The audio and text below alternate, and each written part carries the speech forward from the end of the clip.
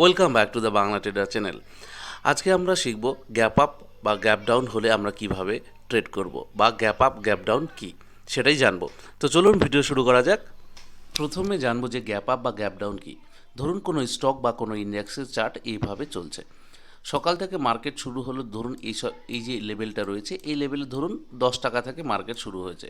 তারপর সারাদিন এরকম মোমেন্টাম করার পর একটা সময় 100 প্রাইস উঠে এখানে কিন্তু ক্লোজ করেছে। তাহলে আমাদের ক্লোজিং প্রাইস হলো কত? 100। তারপরের দিন যখন মার্কেট ওপেন হবে তখন এই যে 100 রয়েছে এই 100 যদি উপরে ওপেন হয় তাহলে আমরা ওইটাকে বলবো গ্যাপ আপ, আর 100 যদি নিচে ওপেন হয় সেটাকে বলবো আমরা গ্যাপ ডাউন। আর যদি এই 100 বরাবর যদি মার্কেট খোলে তাহলে সেটাকে বলবো আমরা ফ্ল্যাট। তাহলে আমরা বুঝতে পারলাম যে গ্যাপ আপ বা গ্যাপ ডাউন কাকে বলে। ক্লোজ প্রাইজের উপরে যদি খোলে তাহলে গ্যাপ আপ, ক্লোজ প্রাইজের নিচে যদি খোলে তাহলে গ্যাপ ডাউন, আর যদি ফ্ল্যাট মানে ওর 100-র কাছাকাছি ক্লোজ প্রাইজের কাছাকাছি খোলে তাহলে আমরা সেটাকে বলবো ফ্ল্যাট। গ্যাপ আপ বা গ্যাপ ডাউন ইন্টারডে ট্রেডার যারা রয়েছে তাদের কিন্তু সেরকম কোনো ইফেক্ট করবে না, কারণ ইন্টারডে যারা ট্রেডিং করে তারা কিন্তু দিনে বেলা নিয়েই মানে একদিনে মার্কেট শুরু হলো সেই দিনেই কিনে এবং কি সেই দিনের মধ্যেই বেচে দিয়ে মার্কেট থেকে বের হয়ে যায়। তাহলে এটা কাদের ইফেক্ট করবে? আমরা যারা পজিশনাল ট্রেডার, ধরুন আজকে আমরা ট্রেড ইনিশিয়েট করলাম, এটাকে আমরা এক্সপায়ারি অবধি রাখবো, বা স্টকে আমরা হোল্ড করে রাখলাম 1 মান্থ এক্সপায়ারির জন্য। তো এরকম যে পজিশনাল ট্রেডার রয়েছে তাদের জন্য কিন্তু গ্যাপ আপ গ্যাপ ডাউন খুবই ইম্পর্টেন্ট একটা ডিসিশন নেওয়ার জন্য সাহায্য করে। যদি গ্যাপ আপ বা গ্যাপ ডাউন যদি আমরা বুঝে যাই তাহলে মার্কেটের কিন্তু রিভার্স হবে কি হবে না বা কন্টিনিউশন করবে সেই জিনিসটা কিন্তু আমরা টোটালি ভালোভাবেই জানতে পারবো। তো এর জন্য গ্যাপ আপ বা গ্যাপ ডাউন থিওরিটা কিন্তু খুবই একটা ইম্পর্টেন্ট থিওরি। তাই এই বিষয়টাকে আমাদের একদম ঠিকঠাক মতো কনসেপ্টটা যদি আমাদের ব্রেনে আমরা নিয়ে নিতে পারি তাহলে কিন্তু আগামীকালের ট্রেডিংয়ের জন্য খুবই সুবিধা হবে। আর বিশেষ করে তাদের সুবিধা হবে যারা সকাল সকাল একটা যে মোমেন্টাম থাকে সেই মোমেন্টামের মধ্যে ট্রেড করার চেষ্টা করে, তাদের জন্য তো অতি ভালো। তো চলুন এরপরে আমরা দেখব যে পজিশনাল ট্রেডদের কিভাবে এটাকে আমরা হ্যান্ডেলিং করতে পারি গ্যাপ আপ বা গ্যাপ ডাউনে। ধরুন যে মার্কেট সারাদিন চলার পর একটা দোজি ক্যান্ডেল তৈরি করেছে, এরকম দোজি ক্যান্ডেল তৈরি করার পর মার্কেট এখানেই ক্লোজ দিয়ে দিচ্ছে। তো তাহলে কি হলো, এই দোজি ক্যান্ডেলের মতলব হচ্ছে যে উপরে সেলার সেলার রয়েছে আর নিচে হচ্ছে বায়ার। তো সেলার আর বায়ার দোজি ক্যান্ডেলের মানেই হচ্ছে সেলার আর বায়ার দুটোই সমান।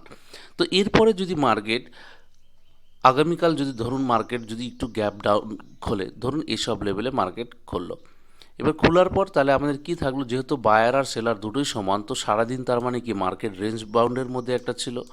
এবার রেঞ্জ বাউন্ডে হয়ে যাওয়ার পর যখন গ্যাপ ডাউন খুলে যাবে মার্কেট তার মানে কি রেঞ্জের ব্রেকডাউন হলো।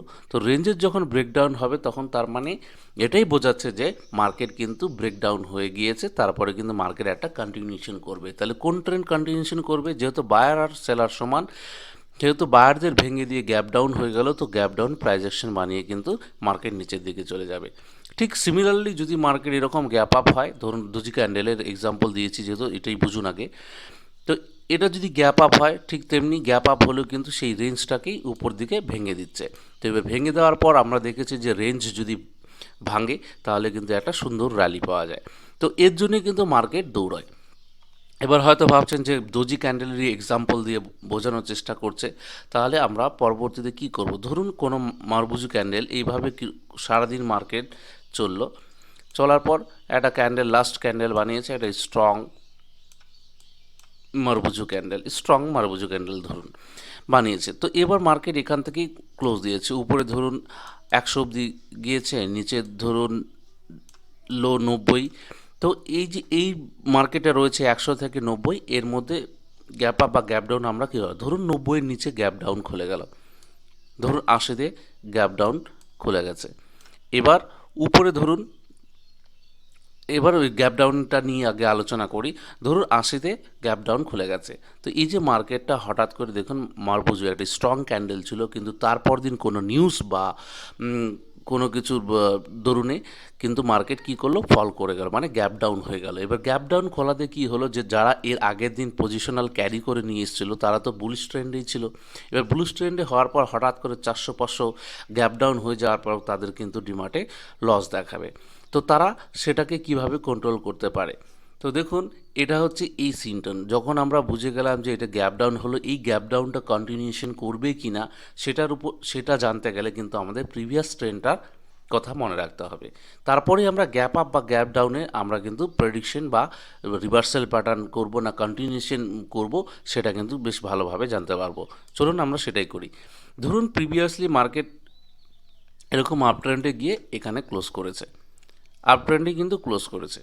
এবার আপ ট্রেন্ডে ক্লোজ করার পর হঠাৎ আমরা দেখছি যে প্রি ওপেন মার্কেটের সময় গ্যাপ আপ হলো। এবার গ্যাপ আপ হলে আমাদের একটু দেখুন সাইকোলজি আর মাইন্ডসেটটা এখানে কাজে লাগাতে হবে। কিভাবে কাজে লাগাবেন?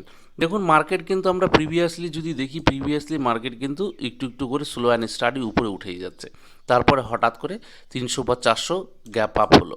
তাহলে সিমটনটা কীরকম দাঁড়ালো দেখুন, সবাই তো এখান থেকে প্রফিট ট্রেলিং করতে করতে আসছে, কারো স্টপ লস এখানে, কারো স্টপ এখানে, তো সবাই কিন্তু পজিশনাল ক্যারি করে করে আসছে। হঠাৎ করে আসার পর এইসব লেভেলে ক্লোজ দেওয়ার পর তারপর দিন খুললো হচ্ছে 300 গ্যাপ আপে। তো অটোমেটিকলি কিন্তু এরা প্রফিট বুকে একটা করার চেষ্টা করবে। যখন 300 গ্যাপ আপে খুললো তখন তারা মার্কেটকে ফ্ল করছে, যখনই দু একটা নেগেটিভ ক্যান্ডেল তৈরি করবে তারপরেই কিন্তু মার্কেট এখান থেকে স্লো অ্যান্ড স্টাডি ডাউন যাওয়ার চেষ্টা করবে, তখনই কিন্তু এরা মার্কেট থেকে এক্সিট হওয়ার চেষ্টা করবে। তার কারণ হচ্ছে মার্কেট একটা লং বেসিসে কিন্তু মার্কেট প্রফিট দিয়ে গেছে। তাহলে আগের দিনে যে প্রিভিয়াসলি যা ঘটনা ঘটেছে তার ইফেক্টটা পড়লো আজকে। তো আমাদের আগে দেখতে হবে যে মার্কেট আমাদের কী রকম টাইপ বিহেভ করেছে, তার উপরেই কিন্তু গ্যাপ আপ মেনটেন হলো। তাহলে কি হবে?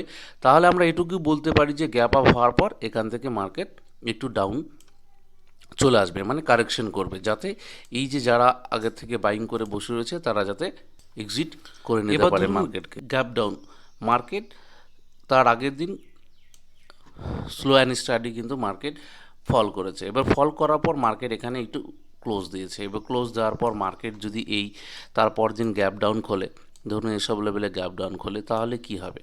তো অলরেডি প্রফিট তারা কিন্তু নিয়েই এসছে। তো হওয়ার পর একটা রিভার্সাল প্যাটার্ন আমরা, মানে রিভার্সাল ট্রেড আমরা এখান থেকে দেখতে পারি। সেটা কিন্তু আমি এই বলছি না যে মার্কেট গ্যাপ ডাউন হলো তারপর পরে আপনি মার্কেটে অর্ডার ইনিশিয়েট করে দিলেন, সেটা কিন্তু নয়।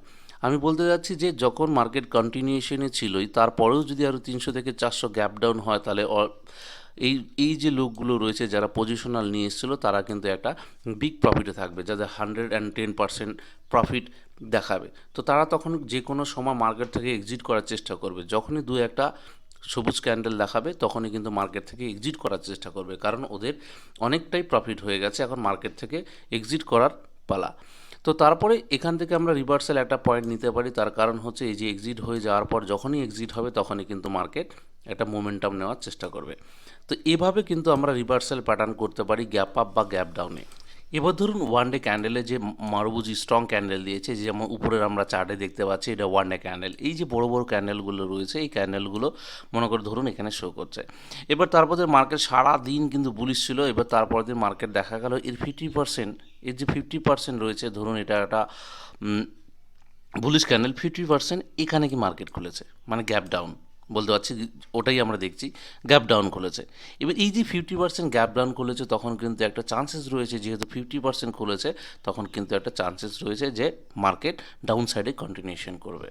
তো ডাউন সাইডে কন্টিনিউশন করবে, তো এর জন্যই আমাদের ধ্যান রাখতে হবে যে এর 50% যদি হয় তাহলে মার্কেট কিন্তু একটু নড়বড়ে হয়ে গেল। তার আগের দিন ছিল বুলিশ, এবার বুলিশ হওয়ার পর কিন্তু মার্কেট তখন স্টপ লস, যারা বাইরে রয়েছে তাদের কিন্তু স্টপ লস হিট করার জন্য মার্কেট দূর হবে। তো এইখান থেকে 50%-এর যদি নিচে খোলে তাহলে কিন্তু দেখুন অটোমেটিকলি এই অবধি চলে আসবে, কারণ হচ্ছে বায়াররা এখানে স্টপ লস লাগিয়েছে, তো একবার তো টেস্ট করতেই আসবে।